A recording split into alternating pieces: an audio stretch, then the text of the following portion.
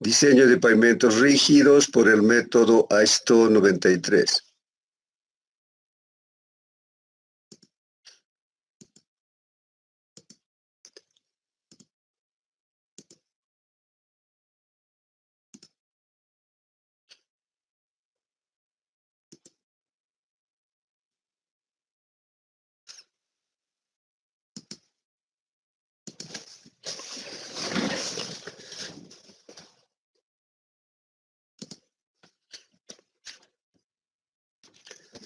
Entonces, este método va a servir para el diseño de pavimentos flexibles de hormigón simple sin juntas, para losas de hormigón simple con barras de transferencia, para losas con acero de refuerzo sin función estructural, pero también con pasajuntas.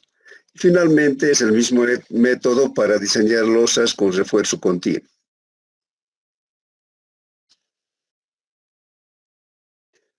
Normalmente las longitudes recomendadas para el pavimento han de estar de 3 a 6 metros. O sea, hay una amplia variación que se define de acuerdo a la geometría de la carretera y principalmente de acuerdo a las condiciones climáticas de la zona y también de acuerdo al espesor de las losas.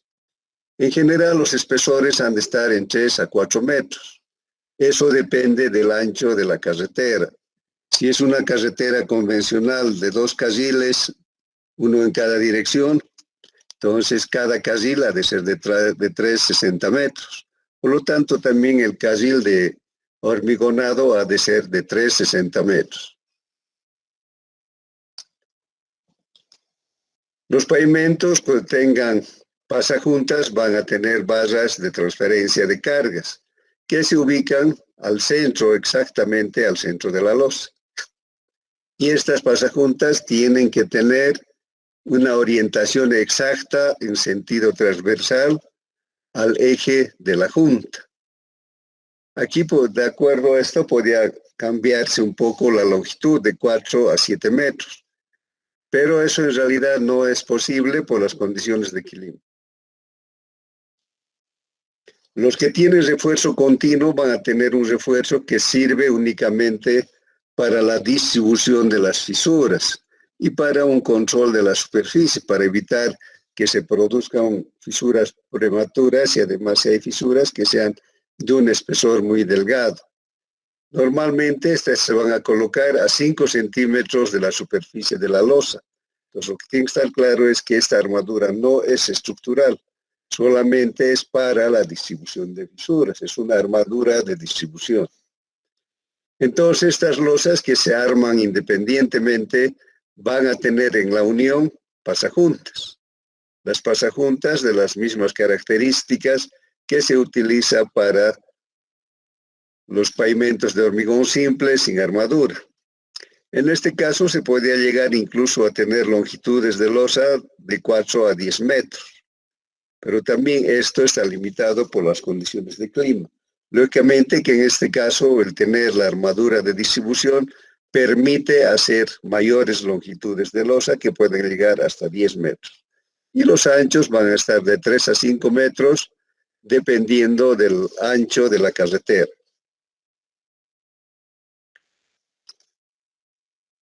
Y el pavimento con armadura continua va a tener armadura en las dos caras del pavimento. Entonces el ancho va a ser de 3 a 5 metros y como no tiene juntas, en realidad esta es una sola faja de hormigón con el ancho que se ha elegido de acuerdo al ancho de la carretera. Solamente van a aparecer juntas de construcción en el lugar donde se ha terminado la jornada de trabajo o cuando ocurre un desperfecto del equipo de pavimentación. Entonces, el diseño del pavimentos rígidos tiene que comprender el diseño del espesor de losa, el diseño de pasajuntas, el diseño de barras de amarre y el diseño de las cajas de sello.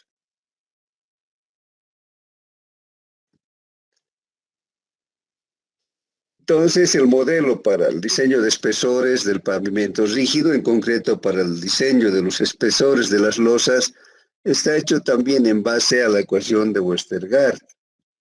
Y dice que el logaritmo del tráfico admisible ha de ser a la desviación, el coeficiente de desviación vertical multiplicado por la desviación estándar más 7.35 por el logaritmo del espesor de la losa más 1 menos 0,06 más el logaritmo del delta PCI dividido entre 4.5 menos 1,5 dividido entre 1 más 1.625 por 10 a la séptima dividido entre el espesor de la losa más 1 elevado a 8.46 más 4.22 menos 0.32 por el índice de serviciabilidad final. En este caso, P sub T es el índice de serviciabilidad final y P sub 0 es el índice de serviciabilidad inicial.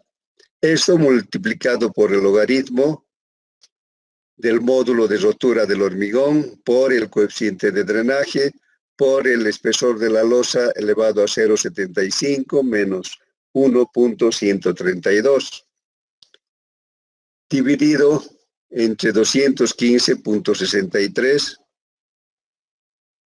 por J, que es el factor de transferencia de carga, multiplicado por el espesor de la losa elevado a 0,75 menos 18.42, multiplicado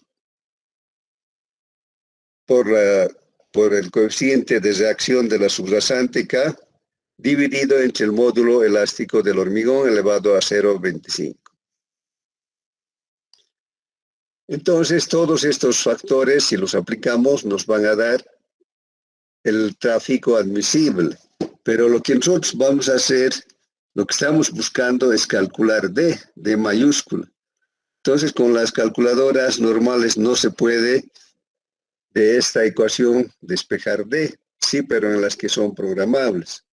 En este caso, B doble, si es que aplicamos esta ecuación para calcular D, B doble ha de ser los ejes equivalentes que hemos calculado. Si tienen preguntas, como en el caso de los pavimentos flexibles, las variables para el diseño, las variables de tiempo han de ser las mismas. El periodo de desempeño de 20 a 40 años. Y nosotros, pero vamos a tomar el periodo de análisis igual al periodo de desempeño. Hemos dicho que vamos a considerar en general 20 años o menos, de acuerdo a la precisión que se tenga en el cálculo del tráfico o en la estimación del tráfico. Vamos a tener un nivel de confianza para el diseño, el valor de R, que va a tener la misma interpretación que pavimentos flexibles. Entonces vamos a sacar también con las tablas que se tiene, pero que son diferentes del pavimento flexible, porque están en función del espesor de la losa, vamos a calcular los ejes equivalentes acumulados de 80 kilonewtons para el periodo de diseño. Estos ejes equivalentes son transformados, son convertidos a las características del eje patrón. El eje patrón ya hemos dicho que es un eje simple de ruedas gemelas con un peso de 8.2 toneladas u 80 kilonewtons o 18 kilos.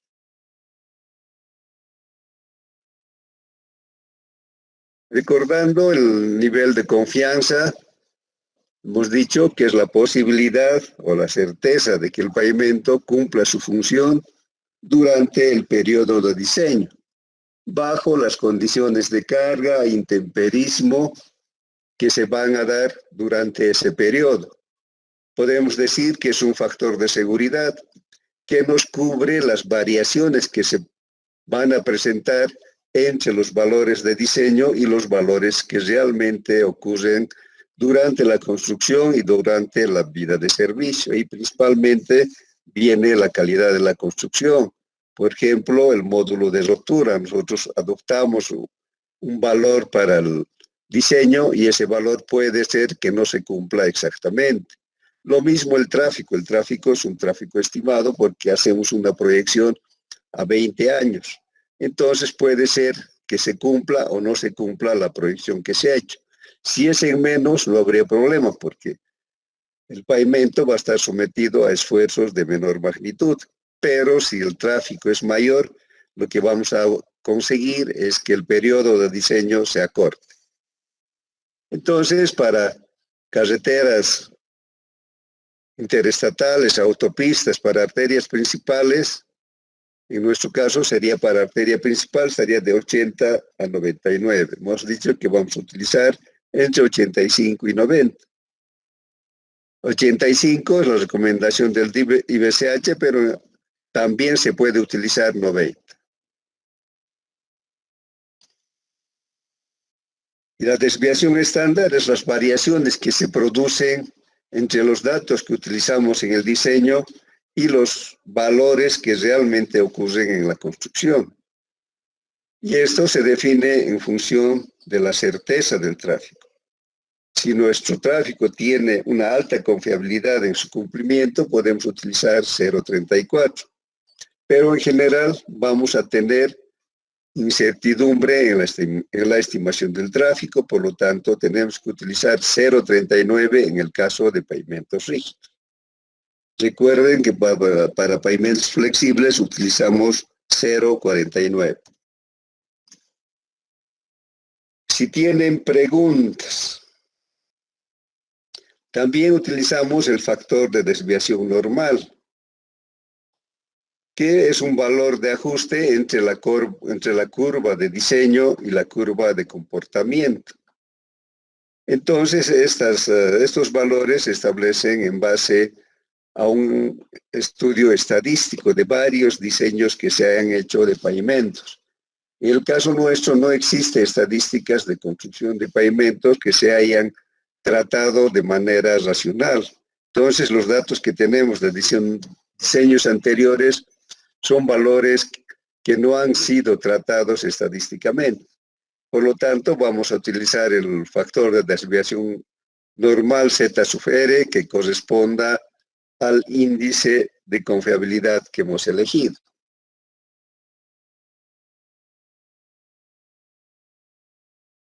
Entonces, si nuestra confiabilidad es del 90, nuestro factor de desviación normal ha de ser menos 1.282. Y si elegimos 85, ha de ser 1.037. Un minuto, por favor.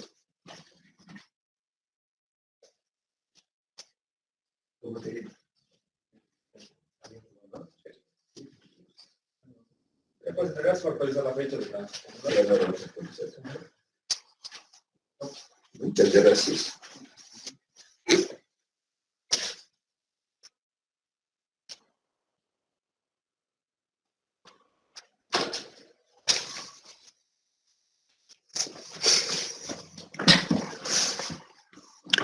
Entonces decíamos, para un índice de confiabilidad de 90 tendríamos un factor de desviación normal de menos 1.282 y para 85 menos 1.037.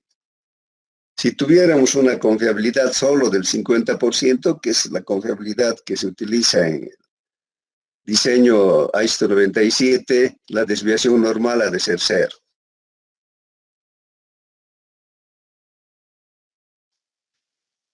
La desviación, el índice de serviciabilidad inicial, P sub 0 ha de ser 4.5 de acuerdo a los datos que se obtuvieron en el ensayo vial de LAST.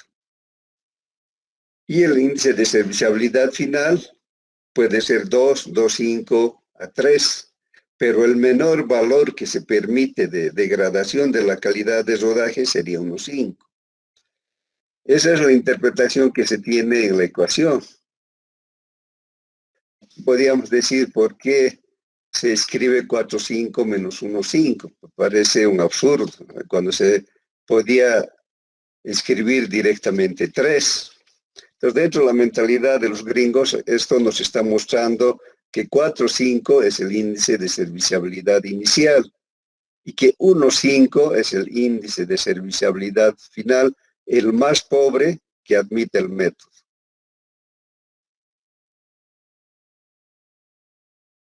¿Tienen preguntas? Nos decíamos que el índice de serviciabilidad final, de acuerdo a la disponibilidad de las tablas, ha de ser el mínimo 2, 2,5 hasta 3. El 1,5 solamente es un indicador de que no se puede degradar la calidad de rodaje a menos de ese valor. Pero en el diseño el menor valor es 2.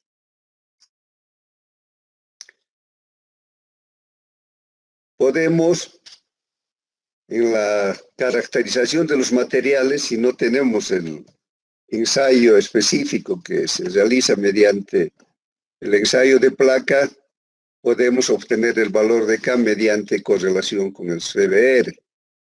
También el módulo elástico podemos obtener en relación con la resistencia a la compresión del hormigón, que es un dato que se puede obtener con más frecuencia. Entonces, el módulo elástico del hormigón, que es otro de los datos de diseño, ha de ser igual a 57.000 multiplicado por la raíz cuadrada del módulo de rotura. Y el módulo de rotura del hormigón a los 28 días ha de estar entre 4 a 4,5 megapascales. Normalmente el valor que se va a utilizar para tráfico pesado ha de ser 4,5 megapascales. Para tráfico liviano, con poco tráfico pesado, podemos utilizar 4.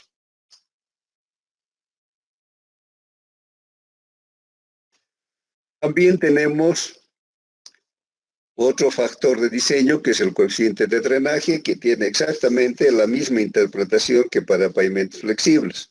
Primero, calidad de drenaje. Luego, con la calidad de drenaje, definimos el porcentaje de tiempo en que el pavimento está sometido a condiciones de humedad próximas a la saturación. Tenemos un nuevo factor que es J, es el coeficiente de transferencia de cargas. Eso depende si el hormigón va a tener pasajuntas, si el hormigón va a tener bermas de hormigón ligadas o las losas de hormigón se van a fabricar con sobreanchos. Entonces, en base a estos criterios se determina el valor de J de una tabla que tenemos en el texto. Entonces, lo que este factor J evalúa es la capacidad de transferencia que van a tener las pasajuntas cuando las cargas del tráfico pasan de una losa a otra. Cuando se pueda transferir exactamente la mitad a la siguiente losa sería una transferencia óptima al 100%, pero normalmente eso no ocurre, entonces se utiliza un factor o se considera un 45% de la transferencia de carga. Quiere decir que el 55% soporta la losa donde está la carga y 45% la losa que está al lado. Y cuando pasa a la siguiente losa ocurre lo contrario. El 55% en la losa que está pisando la rueda y 45% en la anterior losa. El porcentaje de transferencias va a depender si se está utilizando o no pasajuntas. Lógicamente, sin pasajuntas, ese porcentaje de transferencia ha de ser bajo. Ya hemos dicho que depende también si el hormigón va a tener bermas acotadas o si vamos a utilizar losas con sobreancho.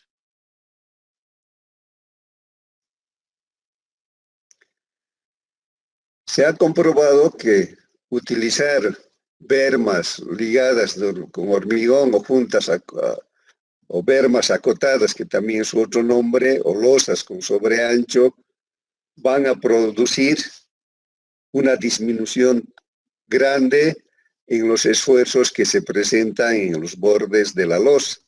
En la PCA habíamos visto los esfuerzos críticos de orilla. Entonces, estos esfuerzos críticos que se dan en el borde de las losas y en las esquinas, en las juntas transversales, se van a disminuir si es que utilizamos bermas acotadas. Estas condiciones de mejor desempeño de las losas se va a establecer a través del coeficiente de transferencia. Dice que en general se debe utilizar coeficientes de transferencia altos para suelos con módulos de reacción bajos, con valores de K bajos, y para diferenciales térmicos elevados.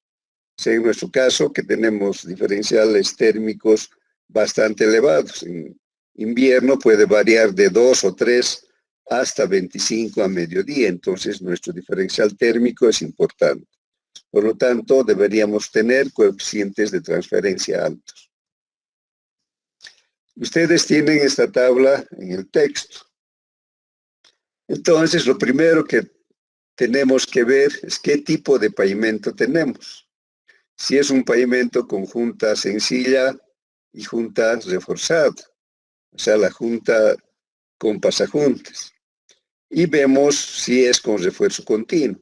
En nuestro caso nos interesa la primera fila, que es de junta sencilla y junta reforzada. Luego vemos las bermas de asfalto. Y tenemos el otro grupo, bermas de hormigón ligadas. Entonces tenemos que definir la condición de las bermas. Si son de asfalto o van a ser bermas de hormigón ligadas.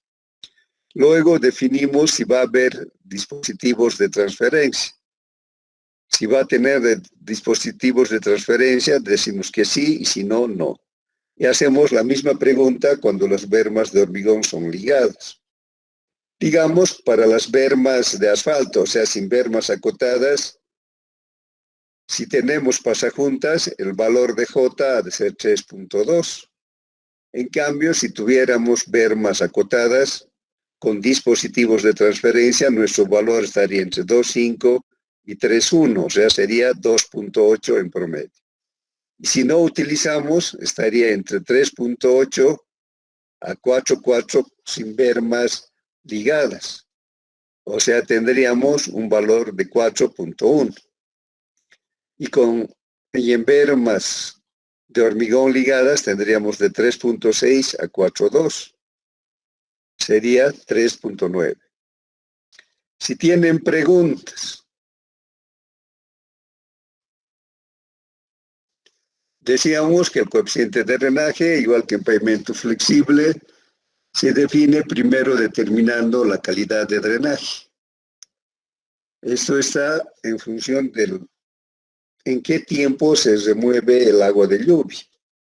Después de que tenemos una precipitación, vemos en qué tiempo se va a escurrir el agua.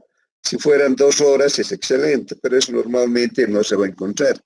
Bueno, un día. Para el caso del valle, que las lluvias son relativamente de corta duración, podríamos considerar bueno. Podemos considerar regular si el agua se ha evaporado en una semana, pobre si es un mes, y muy pobre cuando el agua no drena, que puede ser el caso del trópico, porque llueve todo el año, no hay temporada seca. Entonces ahí podríamos decir que la calidad de drenaje es muy pobre. Y luego vemos el porcentaje de tiempo en que el pavimento está sometido a condiciones de humedad próximas a la saturación. Para el caso de Cochabamba, en el peor de los casos, podemos utilizar un porcentaje entre 5 y 25. Para una calidad de drenaje buena, tendríamos de 1.10 a 1. Y utilizamos el promedio, que sería 1.05. Y en el caso del trópico, para un porcentaje de saturación mayor al 25%, tendríamos que utilizar un valor de 1. Si tienen preguntas.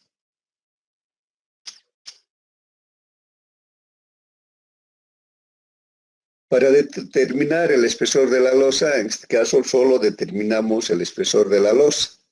Lo que vamos a hacer es adoptar una calidad y un espesor de su base.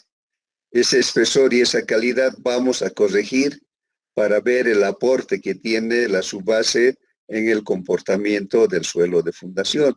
Entonces vamos a obtener un K corregido o un K subbase subrasante. El mismo criterio que en la PSA. Entonces podemos tener soluciones manuales a través de la solución de la ecuación. Podemos utilizar nomogramas, los que tenemos en el texto, o puede ser con el software. En este caso, el software disponible es el DIPAP del IBSH. Ustedes tienen este nomograma que está dividido en dos partes. Vamos a entrar en el primer rectángulo con el valor de K del suelo de fundación. Y vamos a ir hasta las curvas que representan el módulo elástico del hormigón por 10 a la sexta P6. Y el lugar donde se intersecta con el módulo elástico, sacamos una transversal hasta el lado del rectángulo. De ese punto del lado del rectángulo, marcamos ese punto y vamos a unir con el módulo de rotura del hormigón. Hemos dicho que podemos utilizar en general para tráfico pesado un valor menor de 650 P6. Y esa línea prolongamos hasta una línea pivote o una línea de cambio. Ese punto de la línea de cambio vamos a unir con el factor de transferencia de cargas J. Y llegamos a otro punto de cambio, otro punto pivote. Ese punto de la línea de cambio unimos con el coeficiente de drenaje, que puede ser 1, 1,10, etc. Y ese punto vamos a prolongar hasta la línea maestra. Esta línea maestra nos sirve para cambiar a la siguiente página. Si aquí vemos que la línea está terminando en 80 y un poquito, o más bien menos de 80, un poco menos de 80. Y con eso entramos al segundo ábaco. Entonces empezamos en la línea maestra, unimos con la pérdida de serviciabilidad, que hemos dicho que puede ser 2, 2,5 o 3. Y con eso llegamos, con esa prolongación vamos a llegar hasta un lado del cuadrado. Y del otro lado vamos a empezar con el índice de confiabilidad, que puede ser 90, 95, 85. Eso unimos con la desviación estándar, que hemos dicho vamos a utilizar 0,39. Eso va hasta una línea de cambio. Ese punto de la línea de cambio vamos a unir con los ejes equivalentes en millones. Entonces, la prolongación de esa línea va a llegar al otro lado del cuadrado. Y de ambos puntos, de ambos lados del cuadrado, sacamos una línea transversal, ambos lados del cuadrado.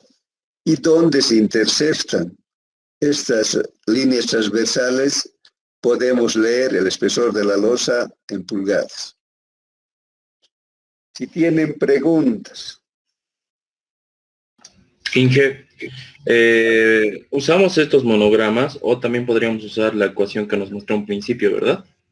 Sí, si ustedes tienen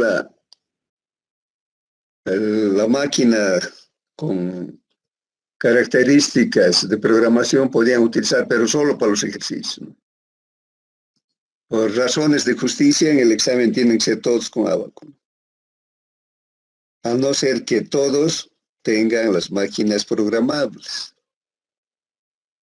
En ese caso sí, yo les dejo, pero si no, si unos van a hacer con Abaco y otros con máquina, no sería correcto. Si tienen otras preguntas. Nada.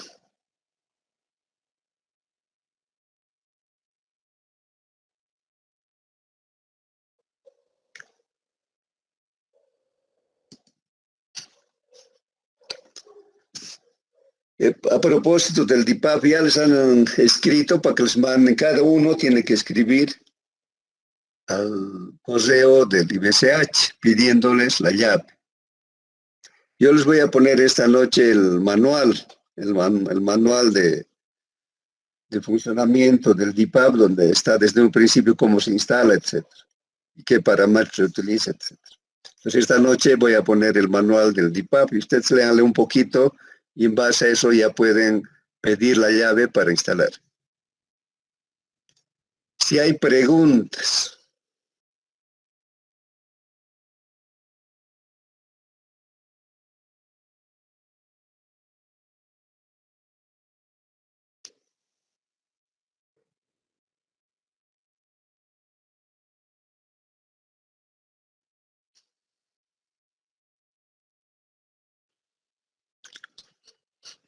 Esta parte del diseño de juntas en realidad no se puede hacer manualmente, vamos a hacer utilizando el DIPAF. Aquí solamente en el procedimiento manual podemos adoptar valores.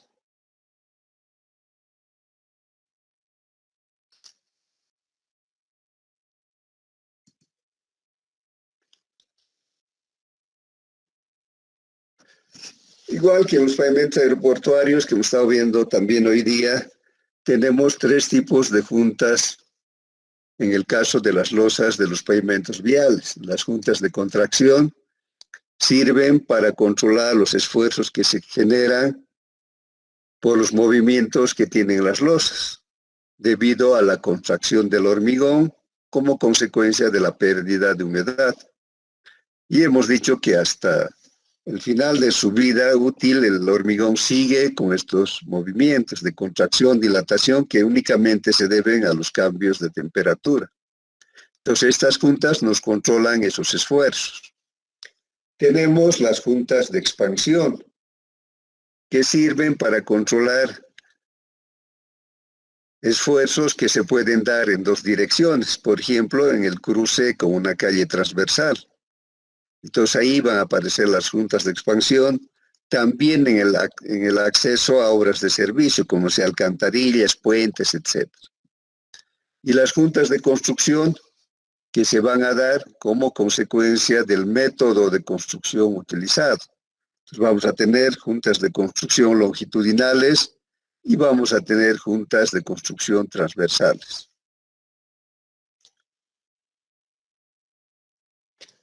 Un método, digamos, muy práctico, pero que nos da dimensiones muy grandes, es que el espaciamiento máximo entre las juntas, o sea, el tamaño de las losas, la distancia entre juntas transversales, no debe ser más de 24 veces el espesor de la losa. Por ejemplo, si tuviéramos losas de 20 centímetros, significaríamos que el máximo largo de la losa o la máxima separación de juntas transversales sería 4,80 metros, 4,8 metros. Entonces, pero este valor nos marca el máximo que podemos utilizar. Normalmente vamos a utilizar valores menores. También nos dice que podemos utilizar la relación de geometría, la relación de forma, que la longitud de la losa debe ser 1,25 veces el ancho de la losa. Si estamos en una carretera convencional, el ancho del carril ha de ser también el ancho de pavimentación, que sería 3,60. La longitud sería 3,60 por 1,25. Entonces ha de ser 3,60 más 0,90, sería 4,50. Entonces, haciendo esta relación, tendríamos que el largo máximo de la losa tendría que ser 4,50 metros. Lógicamente, esta definición de la separación de las juntas transversales ha de depender del tipo de base, también de las propiedades térmicas que tenemos en la zona. El espaciamiento típico máximo está entre 4 y 6 metros, pero el de 6 metros no se utiliza. Ahora, al contrario, el criterio es trabajar con losas cortas, debido a que una losa corta, los esfuerzos que generan los alabeos han de ser mínimos, porque una losa corta se alabea mucho menos que una losa larga. En pavimentos que tengan armadura, en losas armadas, pero con armadura que no es estructural, hemos dicho que solo es para distribución de esfuerzos, se puede utilizar incluso losas entre 9 y 21 metros. Entonces estos valores se pueden acortar hasta un máximo, o se pueden aconsejar hasta un máximo de 10 metros. Eso de 21 metros es irrealizable. Nos podíamos aprovechar, digamos, siendo las losas armadas, hasta una longitud máxima de 10 metros. Las juntas de expansión tienen la misma interpretación que también en las juntas de los pavimentos aeroportuarios. Vamos a tener, en el caso de las juntas de expansión, podemos tener una dovela que va a tener un cabezal que tiene un ancho mayor al de la varilla. ¿Para qué tiene un diámetro mayor? Para que la varilla pueda jugar, pueda moverse dentro de ese capuchón. Y lógicamente en la unión de las losas van a tener un material de relleno y en la parte superior un sello. Pero también se puede materializar a menor costo con un borde engrosado. Aquí también el engrosamiento se tiene que dar en una longitud de 3 metros y hasta lograr o hasta incrementar 1/3 del espesor de la losa. Decíamos que si tenemos 20 centímetros, el engrosamiento tendría que ser hasta llegar a 7 centímetros. Ya tendríamos en total en el borde ensanchado 27 centímetros. Igual vamos a tener material de relleno y el sello que corresponde. Lo malo de esta segunda opción para las juntas de expansión es que constructivamente no funciona bien, porque aquí ven en la parte engrosada el trabajo de relleno no se hace bien porque cavamos para darle esta forma. Y al hacer la conformación de la base o la subbase, lo que estamos haciendo es disminuir la densidad, o sea, el porcentaje de compactación, y eso puede producir esfuerzos que se concentren en estos puntos. Si tienen preguntas. En las juntas longitudinales de contracción, porque también se puede utilizar en las juntas longitudinales cuando se van a vaciar 2 carriles a la vez. Por ejemplo, teniendo un equipo adecuado, se podían vaciar las 2 losas de una carretera convencional. Entonces, en ese caso, vamos a tener una junta, lógicamente, que antes de hacer el vaciado, tienen que estar conformadas las juntas. Aquí tenemos una junta tipo machimbrado. Y también tenemos otra forma de machimbrado con pasajunta. Esto todavía no se ha cambiado hasta ahora. En el caso de aeropuertos han verificado que este tipo de junta no es bueno, porque se debilita el hormigón en donde está la junta, al conformar el machimbre. Al conformar esa llave, lo que estamos haciendo es debilitar el hormigón en este punto. Entonces, por eso, especialmente si no tiene pasajunta, no va a funcionar bien. Se ha visto que se van a producir esfuerzos que producen fisuras en la junta. En pavimentos aeroportuarios ya no se utilizan juntas machimbradas. Directamente se pone juntas que solamente sea por fricción en tráfico liviano, en este caso en carreteras serían juntas que tengan transferencia de cargas por fricción del agregado o juntas que tengan pasajuntas. Entonces, esto es una mención de lo que normalmente ocurría en los diseños anteriores. Ahora en realidad tampoco se considera, lo que se considera ha de ser con pasajuntas o sin pasajuntas.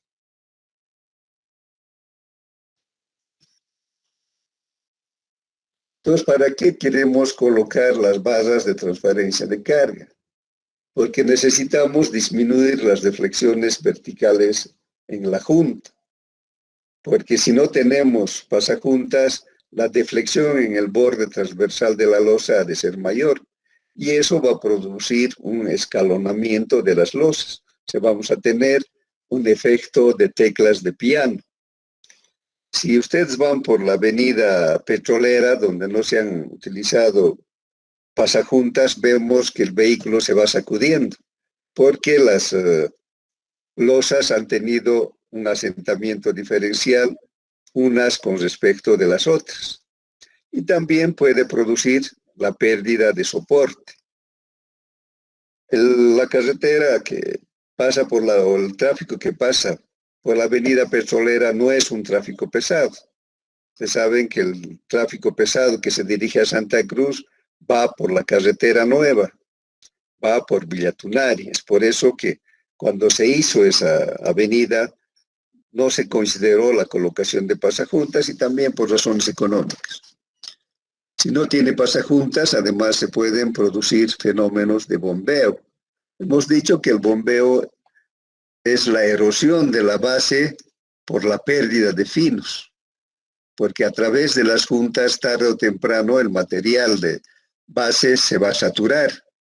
Y ese material de base saturado, cuando recibe las cargas de las ruedas, va a funcionar como una esponja, se va a aplastar y cuando pasa el efecto de la rueda va a recuperar su forma original.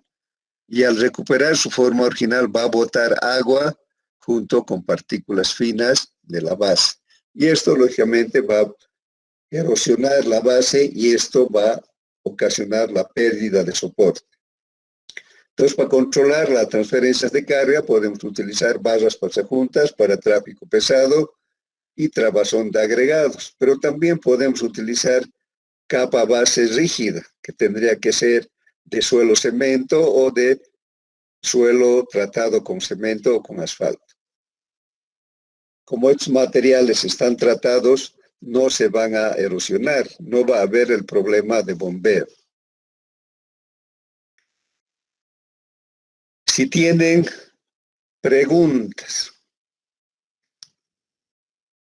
el porcentaje de transferencia cuando no hay pasajuntas puede llegar a ser incluso a cero, si no hay un contacto entre las losas, o sea, no hay fricción. Entonces, cuando la rueda del camión está en el borde de la losa, esta se va a hundir y luego va a pasar a la siguiente losa. Y esa losa anterior va a recuperar su forma y la otra se va a deformar de la misma manera.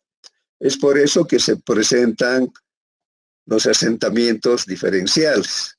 Entonces, esto sería cero si es que las losas han sido construidas separado. En cambio, si se ha construido en una sola faja y luego se han hecho los cortes, queda la fricción entre las partículas del agregado.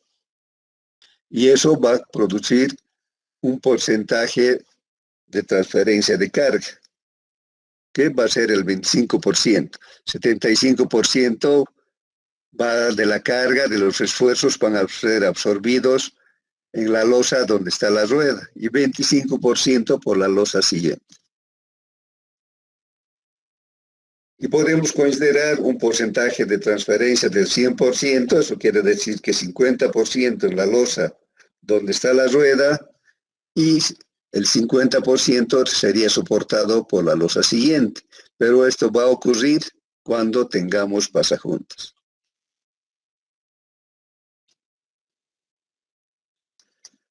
¿En qué casos es imprescindible utilizar pasajuntas? Cuando tengamos losas de hormigón simple. Cuando tengamos losas de hormigón armado, se puede utilizar o no pasajuntas dependiendo del tráfico. Pues para que haya trabazón de agregados, la máxima abertura tendría que ser 0,76 milímetros. Esto se va a dar cuando la fisura se produce por esfuerzos propios de la losa. Hemos dicho que solo se corta un tercio y los 2 tercios siguientes la losa se fisura. Entonces, como esa fisura es muy delgadita, va a haber esfuerzos de fricción en el contacto entre las losas. Cuando tenemos tráfico, en general, se debería utilizar pasajuntas, tanto en juntas de hormigón simple como en losas de hormigón armado. Hay un criterio para determinar el diámetro de la pasajunta, que dice que debería ser 1/8 del espesor de la losa. ¿Cuánto sería si la losa tiene 20 centímetros? Sería 1 pulgada. 1/8 de 20 es 25 milímetros. En ese caso, El diámetro de la pasajunta tendría que ser 25 milímetros. El espaciamiento de juntas recomendado es 300 milímetros, o sea, tendríamos que poner pasajuntas cada 30 centímetros. Y las juntas deberían tener una longitud de 45 centímetros. Una cosa es importante es que las pasajuntas tienen que estar recubiertas, al menos en una de las losas. Para esto se puede utilizar una pintura epóxica, se puede cubrir con polietileno, se puede utilizar grasa, etc. El más eficiente ha de ser la pintura epóxica, pero también el recubrimiento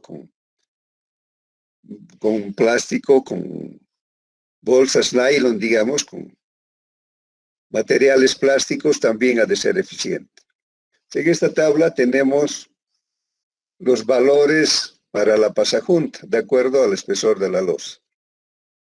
Entonces decíamos de 19 a 20, el diámetro ha de ser 25 milímetros, que es igual a 1 pulgada, la longitud 350 milímetros y el espaciamiento 30 centímetros. Si tienen preguntas, aquí tenemos las juntas preparadas, las pasajuntas preparadas antes del vaciado del hormigón.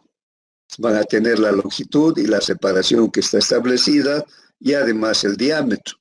Lo importante es que la posición de estas pasajuntas sea realmente confiable. Tienen que anclarse al terreno, a la capa base de manera firme, para que no se muevan. Además, las pasajuntas van a estar amarrados en estos canastillos de fierro, de tal manera que no se muevan. Lógicamente, si se hace con pavimentadora, ha de haber obreros que antes de que pisen la pavimentadora van a rellenar estas partes para que la pavimentadora no lo mueva.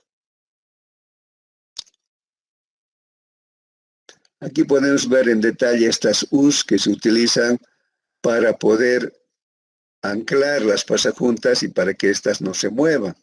Entonces vamos a tener una armadura que tiene 2 fierros a cada lado. Y cada cierta distancia o a la distancia que se ha establecido deben ir las pasajuntas, vamos a tener estos fierros en forma de U en ambos lados. Van a estar bien amarrados o incluso soldados en algunos casos para que no se muevan.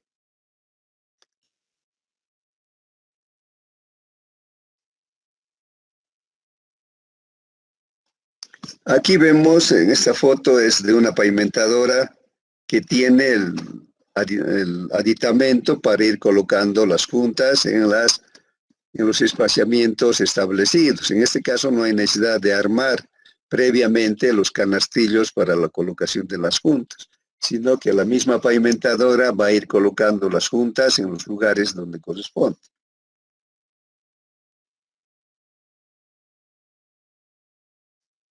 Si tienen preguntas.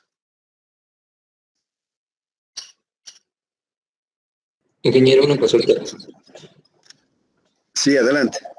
¿Es más recomendable hacer la construcción del canastillo con pasajuntas o esa maquinaria es más eficiente? No, lógicamente es más eficiente la máquina, pero eso depende de que uno pueda disponer el equipo.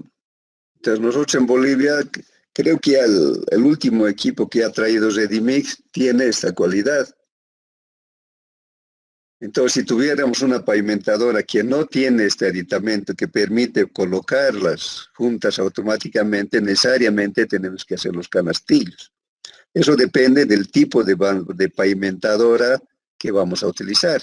Si nuestra pavimentadora tiene ese elemento para colocar las juntas, lógicamente que vamos a utilizar ese elemento. Pero si no tiene, tenemos que ir colocando canastillos en donde correspondan las juntas transversales. Si tienen preguntas.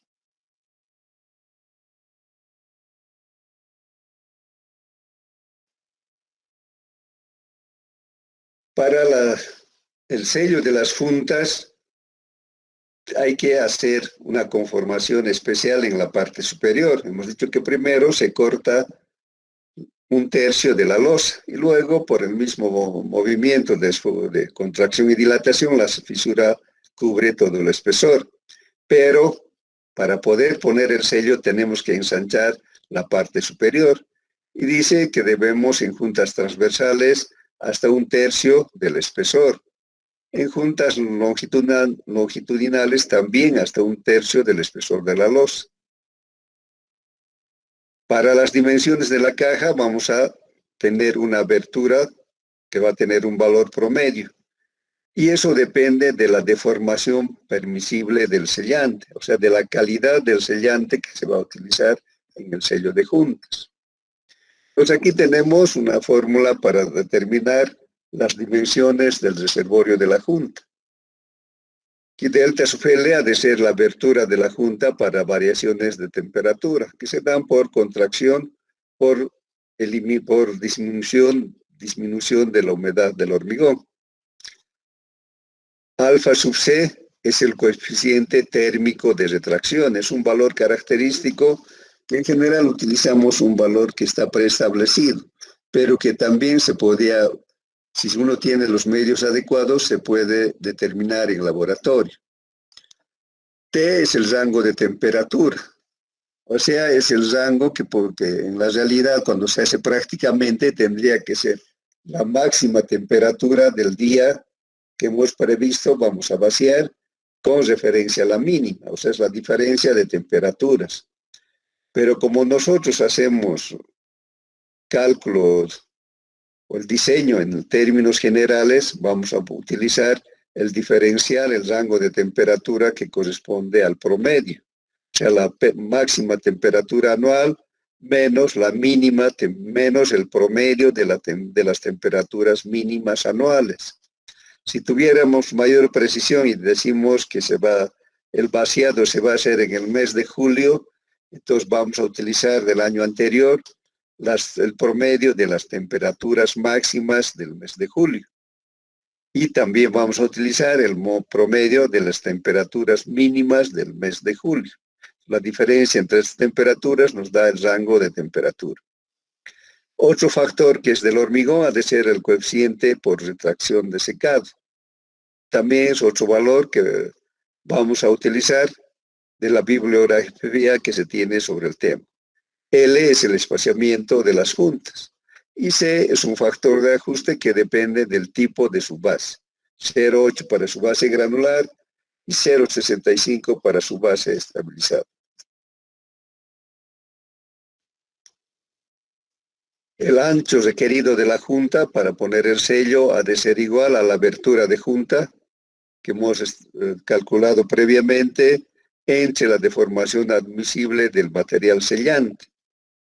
Para sellantes en base a materiales asfálticos, 0,25 de milímetro por milímetro, o sea, 25%. Y las siliconas tienen una mayor capacidad de deformación, que va a ser 50%, o sea, 0,5 milímetros por cada milímetro. Pues con esos valores podemos ir determinando las dimensiones que va a tener el reservorio para la junta. Y aquí tenemos la sierra diamantada que va a ir realizando los cortes una vez que el operador de la máquina pueda pisar el pavimento sin dejar huella. Hemos dicho que va a cortar hasta 1/3 del espesor de la losa.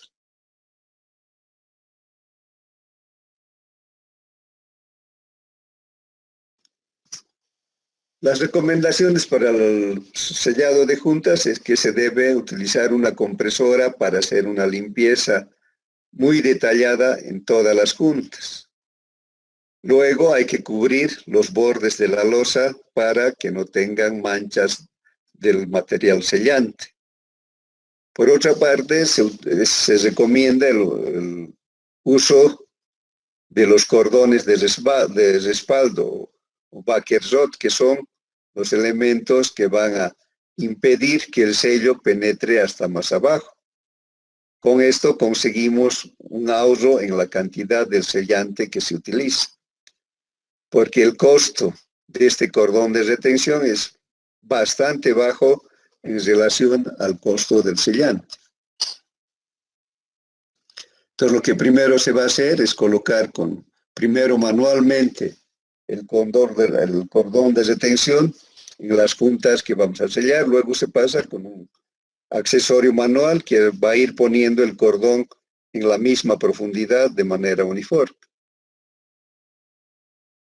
Aquí vemos que está colocando manualmente y que con ese pequeño accesorio va a ir colocando para que esté a una profundidad uniforme. Y aquí vemos ya cuando se ha terminado el sello. Después de que han puesto el cordón de retención, se hace el sellado. Se realiza el sellado. Aquí vemos el equipo, el accesorio que está realizando el sellado, que es una especie de soplete o algo así, que vemos aquí de color negro. Si tienen preguntas.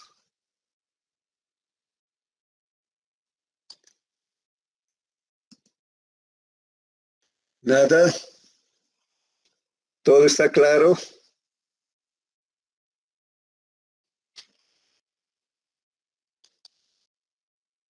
¿Ninguna duda?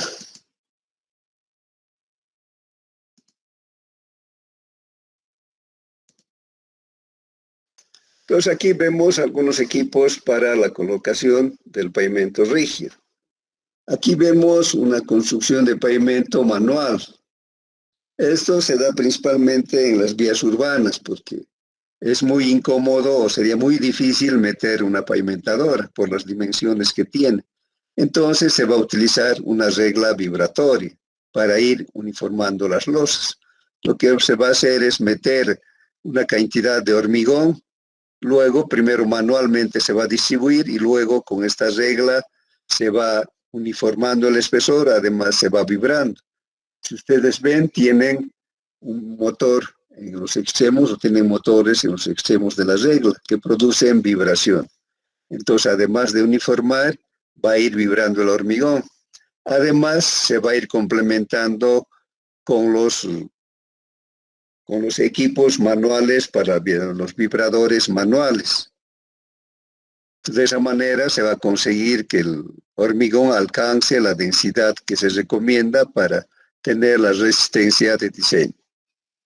Esto se va a utilizar en vías urbanas. Han debido ver en las calles tal vez reglas más sencillas, pero en sí el procedimiento es el mismo. Y luego tenemos ya en vías, en caminos, vamos a tener la posibilidad, porque se dispone de más espacio, de disponer de pavimentadoras. Las pavimentadoras en realidad son instalaciones industriales que no solas nos hacen todo el trabajo. Lo único que hacen las volquetas o los mixers es dejar el material delante de la pavimentadora. Y la pavimentadora va a ir remezclando, vibrando y conformando la superficie compactada que van a tener las losas al final. Hemos visto que incluso pueden colocar las pasajuntas. También van a tener un aditamento para darle textura a las losas cuando ya se está terminando la colocación del hormigón. Aquí vemos que a través de este elemento se está haciendo el mezclado del hormigón. Este elemento va de izquierda a derecha. Ahí tenemos otra vista de la pavimentadora. Ahí vemos que delante de la pavimentadora tenemos un tornillo sin fin que va a ir remezclando el material y va a ir uniformando el espesor de la losa. Pues aquí vemos ya que la pavimentadora ha terminado este tramo. Ya lo vemos completamente terminado y con una superficie lisa uniforme. Pero esta superficie no es la adecuada para el movimiento de los vehículos, porque cuando está mojada podría producir hidroplaneo y eso incluso puede ocasionar accidentes, porque los elementos o los sistemas de frenado dejan de ser eficientes. Aquí tenemos otro elemento que también se utiliza para ir conformando el espesor de la losa. Aquí tenemos una especie de frotacho que va a ir uniformando la superficie de las losas. Entonces esto se mueve también de izquierda a derecha. Entonces va terminando la superficie de las losas para que queden uniformes, sin desniveles y sin vacíos. Finalmente tenemos el elemento para darle textura. Esto va a tener normalmente cerdas de acero que van a ir rayando el pavimento para que tener un coeficiente de fricción que permita mantener la eficiencia de los sistemas de frenado cuando el pavimento está mojado. Entonces al final va a quedar así, va a tener esa textura. Entonces así va a tener una superficie que no va a poner en riesgo al usuario. Si tienen preguntas.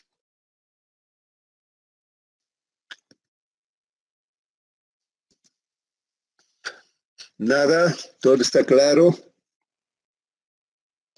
Si es así, quedamos ahí y mañana vamos a continuar con este tema haciendo un ejercicio. Que les vaya bien, hasta el día de mañana. Buenas tardes a todos.